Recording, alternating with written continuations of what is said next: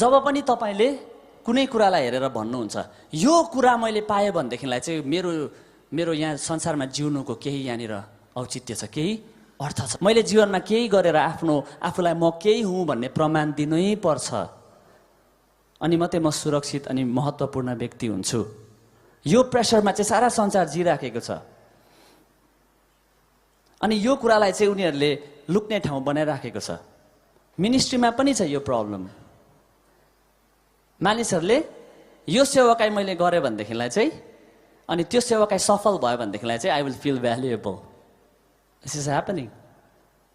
अनि मिनिस्ट्रीलाई, परमेश्वरलाई होइन तर मिनिस्ट्रीलाई चाहिँ लुक्ने ठाउँ बनाइराखेको छ धेरैजनाले। अनि मिनिस्ट्रीको उसको हृदयभित्रको आनन्द चाहिँ परमेश्वर को हुनुहुन्छ त्योबाट होइन, तर मेरो मिनिस्ट्री कतिको सक्सेसफुल छ, मेरो गीत कतिको हिट भयो, मेरो एल्बम कतिको चल्यो, मलाई मान्छेले कतिको वावा भने त्यसले कन्ट्रोल गरिरहेको छ उसको जिन्दगीको सारा खुसीलाई।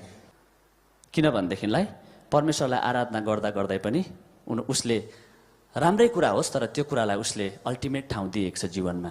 यो कुराबाट चाहिँ मेरो जीवनको भ्याल्यु मैले पाउँछु, अर्थ पाउँछु, अनि म सिक्योर हुन्छु। If I become famous I will be secure.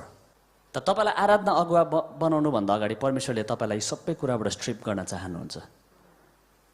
यस्तो ठाउँमा प्रभुले तपाईँलाई ल्याउन चाहनुहुन्छ जहाँनिर चाहिँ तपाईँले जब येशू भन्नुहुन्छ अनि संसारका सबै अरू कुराहरू चाहिँ ब्याकग्राउन्डमा जान्छ, अनि येशू चाहिँ तपाईँको लागि मूल लाइट अनि सुन्दर कुरा भएर आउँदछ।